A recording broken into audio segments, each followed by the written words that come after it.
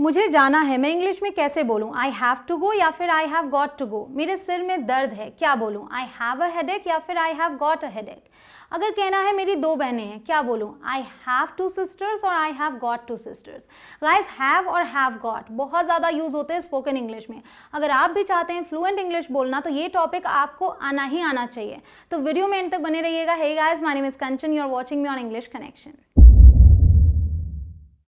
Guys, एक एक चीज़ को इतनी बारीकी से बताऊंगी कि इस वीडियो को देखने के बाद आप ये टॉपिक खुद किसी को पढ़ा सकते हैं। बस आप वीडियो में एंड तक बने रहें। मैं आपको बता दूं कि हैव और हैव गॉट दोनों ही एक ही चीज़ है, समझ लीजिए। अगर आप ऐसी बातें कर रहे हैं जैसे सेंटेंसेस मैंने आपको सिखाए, देखिए सबसे ज़्यादा यूज़ होता है हैव।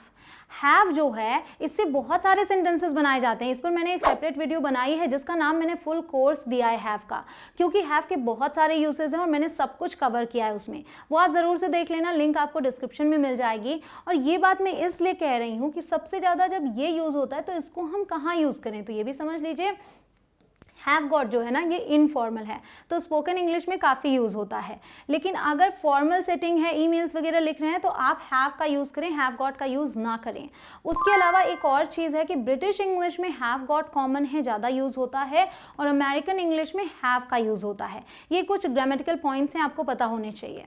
अब हम आते हैं और समझते हैं कि हैव और हैव गॉट को किन बातों को करने के लिए हम यूज़ करते हैं। मतलब ऐसी कौन सी चीज़ें जिनकी बात करने के लिए हम दोनों का यूज़ कर सकते हैं। सबसे पहले ये समझेंगे, उसके बाद मैं आपको बताऊंगी कि कहाँ आप हैव गॉट का यूज़ नहीं कर सकते। तो सबसे पहला पॉइंट है पोजेशन। पोजेशन बताने के लिए आप दोनों का यूज़ कर सकते हैं। मतलब जब आपको बताना हो कि कोई चीज़ आपकी है, आप उस पर मालिकाना हक रखते हैं। जैसे कि आई हैव अ कार, मेरे पास कार है, तो इस बात को आप हैव गॉट की मदद से भी बना सकते हैं, I have got a car. और ज़रूरी नहीं है कि ये बड़ी चीज़ें हों, मैं ये भी बोल सकती हूँ I have a pen, I have got a pen. I have a couch, I have got a couch, I have a big house, I have got a big house। आप दोनों का यूज़ बहुत ही आसानी से कर सकते हैं। पॉजिटिव सेंटेंसेस बनाना आसान है क्योंकि आई हैव या फिर आई हैव गॉट का यूज़ कर लिया। मैं आपको बता दूं कि नेगेटिव और इंटरोगेटिव को हम साथ में समझेंगे हर एक सिचुएशन में, ताकि कोई कंफ्यूजन ना हो, क्योंकि गलती वहीं पर होती है। अब देखिए, हैव जो है यहाँ पर सब्जेक्ट बदले, टेंस बदले तो ये हैव बदलेगा। उसी तरीके से हैव गॉट में गॉट वैसे ही रहेगा, सब्जेक्ट और टेंस के अकॉर्डिंग क्या बदलेगा, ये हैव। गॉट वैसे का वैसे ही रहेगा। तो अब आते हैं, ये हम जो सेंटेंसेस बनाते हैं ना, ये जैसे प्रेजेंट इंडेफिनिट में हम सेंटेंसेस बनाते हैं, डू डज की मदद लेते हैं, वैसे ही बनाया जाता है इन्हें। तो जब हम नेगेटिव सेंटेंस बनाएंगे तो आई के साथ हम डू का यूज़ करेंगे। I don't have a car, मतलब I do not have a car, मेरे पास कार नहीं है। तो प्रेजेंट इंडेफिनिट की तरह बनाना है, डू डज की मदद ले लिया वहाँ पर जहाँ हैव से हम बना रहे थे। जब हैव गॉट से बनाएंगे तो हम किसी की मदद नहीं लेंगे, हैव और गॉट के बीच में ही नॉट को ले आएंगे, तो have not got. I haven't got a car means I have not got a car, मेरे पास कार नहीं है। मतलब दोनों का सेम ही होगा, प्रेफरेंस के ऊपर है कि आप कौन सा यूज़ करते हैं।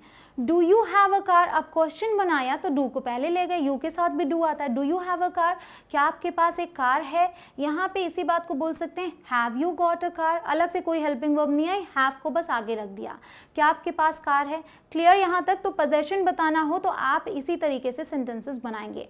अब अगला पार्ट भी बहुत इंपॉर्टेंट है, लेकिन उससे पहले आपके लिए क्वेश्चन, मेरे पास पेन है, मैंने आपसे कहा छोटी चीज़ों के लिए भी इसे यूज़ कर सकते हैं, तो इसे आपको हैव गॉट की मदद से बनाना है। जल्दी से वीडियो को पॉज कीजिए, कमेंट सेक्शन में जवाब लिखिए और उसके बाद आप वीडियो में आगे बढ़िए। अगर आप इंग्लिश में हर दिन कुछ नया सीखना चाहते हैं तो चैनल को सब्सक्राइब जरूर कर ले, क्योंकि हर दिन एक नई वीडियो अपलोड करती हूँ। उसके बाद आने वाले बेल आइकॉन को प्रेस कर दीजिएगा ताकि आपको हर रोज़ नोटिफिकेशंस मिल जाएं। मेरा ऐप भी है इंग्लिश कनेक्शन नाम से, प्ले स्टोर पर जाएँ, इंस्टॉल करें और हर दिन वहाँ भी कुछ नया सीखें। वहाँ कोर्सेज अवेलेबल हैं और स्पोकन इंग्लिश का कोर्स बहुत जल्दी आ रहा है। अब आते हैं इंपॉर्टेंट पार्ट है रिलेशनशिप्स। ठीक है, रिश्तेदारी बतानी हो, इस रिलेशनशिप के अंदर फ्रेंडशिप भी आ जाती है, तब भी हम दोनों का यूज़ कर सकते हैं। He has 3 sisters. अब आप कहेंगे हैज़ कहाँ से आ गया, हम तो हैव की बात कर रहे थे। तो मैंने आपको बताया कि जब सब्जेक्ट बदलेगा तो ये भी तो बदलेगा। तो जब ही है सिंगुलर है तो इसके साथ हम हैज़ का यूज़ करेंगे ना। हैव को हम जब प्रेजेंट इनडेफिनिट में यूज़ करते हैं तो वो हैज़ बन जाता है ही, शी और इट के साथ। तो ही के साथ ये हैज़ बन गया। किसी का नाम हो जैसे रोहन, रोहन बोले, मीरा बोले, रिया बोले, किसी का भी नाम हो, अगर एक इंसान है तो हैज़ का यूज़ करेंगे साथ में, ठीक है। सो ही हैज़ 3 सिस्टर्स, उसकी 3 बहनें हैं। इसी बात को यहाँ बोलेंगे ही हैज़ गॉट 3 सिस्टर्स। ये जो हीज़ है ये ही हैज़ है, ठीक, ही हैज़ गॉट 3 सिस्टर्स। तो यहाँ भी हैव को हमने हैज़ कर दिया। नेगेटिव बनाएंगे ही डजंट हैव 3 सिस्टर्स, उसकी 3 बहनें नहीं हैं। यहाँ देखिए he hasn't got 3 sisters means he has not got 3 sisters. अब आते हैं क्वेश्चन बनाते हैं इसको, तो डज आ जाएगा, क्यों? क्योंकि ये ही है। डू आया था आई के साथ, यू के साथ डू आएगा, ही के साथ डज आएगा। Does he have 3 sisters. अब यहाँ समझने की बात है, अगर आपने नोटिस ना किया हो तो ध्यान दें, हमने यहाँ ही हैज़ बोला, लेकिन जब हमने डज लगा दिया तो हमने यहाँ पे हैव यूज़ किया। तो याद रखिएगा जब भी ऐसे सेंटेंसेस बना रहे हैं हैव के सारे आप, तो डू, डज या फिर डिड यूज़ कर लेते हैं आप, तब आप हैव यूज़ करते, तब हैज़ यूज़ नहीं करते। तो यहाँ हो गया डज ही हैव 3 सिस्टर्स, क्या उसकी 3 बहनें हैं। यहाँ पे has he got 3 sisters, clear? तो इसके लिए भी क्लियर हो गया। तो अब आपका क्वेश्चन, उसकी कोई दोस्त नहीं है, इसे कैसे बनाएंगे? She doesn't have any friends और she doesn't has any friend. जल्दी से कमेंट सेक्शन में लिख के बताइए, आई एम श्योर कि इसका जवाब आप सही लिखेंगे। इलनेसेस और पेन्स, ये बहुत ज़रूरी पार्ट है। इलनेसेस मतलब बीमारी, पेन्स मतलब दर्द। अगर बीमारी और दर्द की बात करनी हो तो भी दोनों का यूज़ होगा। जैसे आई हैव अ फीवर, मुझे बुखार है, क्या बोल सकते हैं? I have got a fever, दोनों बोल सकते हैं।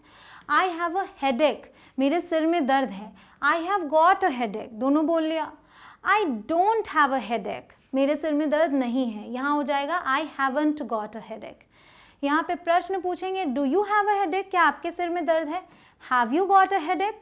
क्लियर कैसे यूज़ करना है? चलिए अगला क्वेश्चन, क्या आपको जुकाम हुआ है या क्या आपको जुकाम है?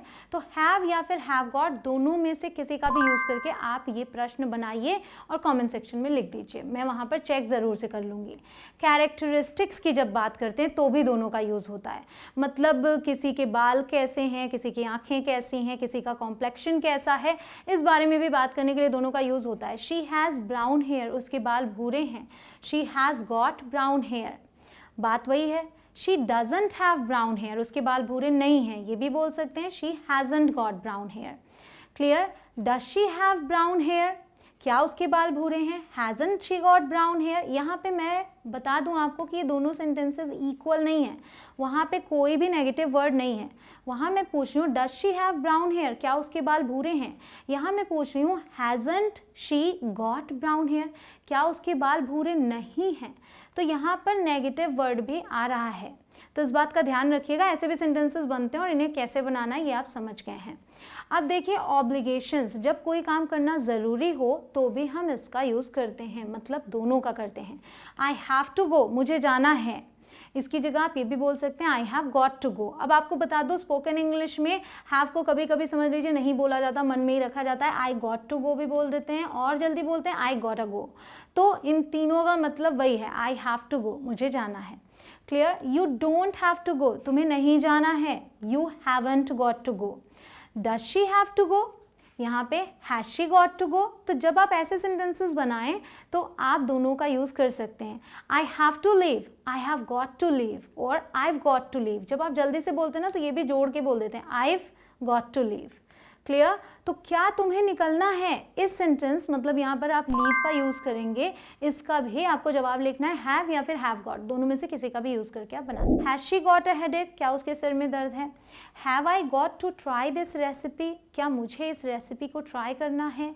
हैव आई गॉट टू, अब यहाँ पे आपने ऐसे यूज़ किया, यहाँ देखिए does he have headaches often, ये एक इंपॉर्टेंट सेंटेंस है, इसका मतलब है कि अक्सर उसके सिर में दर्द रहता है। जब ऐसे सेंटेंसेस बनाने हों तो यहाँ पे आप हैव गॉट का यूज़ नहीं कर सकते। मतलब क्या फ़र्क आया ये भी आप सोच रहे होंगे। ऐसे सेंटेंसेस में हैव गॉट का यूज़ नहीं होता। कैसे सेंटेंसेस जिसमें आप ऑफन का यूज़ करें, यूजुअली का यूज़ करें, या फिर आप ऑलवेज का यूज़ करें, क्या अक्सर ऐसा होता है या फिर हमेशा ऐसा होता है, तो ऐसे में आप हैव गॉट का यूज़ नहीं करेंगे। ये इंपॉर्टेंट जानकारी थी। अब देखिए क्वेश्चन टैग समझ लेते हैं। क्वेश्चन टैग्स में हैव और हैव गॉट को कैसे यूज़ करना है, तो मैंने आपके लिए क्वेश्चन टैग पर अलग से वीडियो बनाई है, ज़रूर से देख लेना।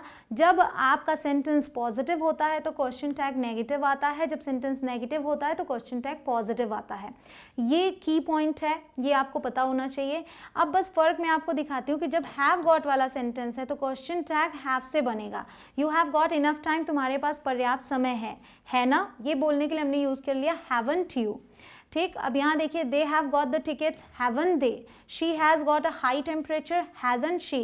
तो यहाँ पे हमने हैव गॉट वाला स्ट्रक्चर लिया है तो हैव यहाँ पे हैज़ यूज़ किया क्योंकि वहाँ हैज़ था। यहाँ देखिए, शी हैज़ इनफ टाइम, यहाँ हमने बोला डजंट शी। यहाँ क्यों यूज़ किया, क्योंकि ये शी हैज़ इनफ टाइम है, यहाँ हमने हैव वाला स्ट्रक्चर यूज़ किया है।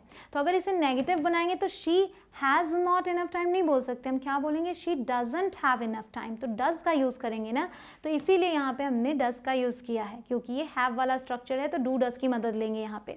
हमेशा ये जो क्वेश्चन टैग बनता है ना, वो सेंटेंस के ही हेल्पिंग वर्ब से बनता है, तो यहाँ हेल्पिंग वर्ब नेगेटिव होता तो डज होता, तो उस हिसाब से यहाँ पे हमने डजंट यूज़ किया।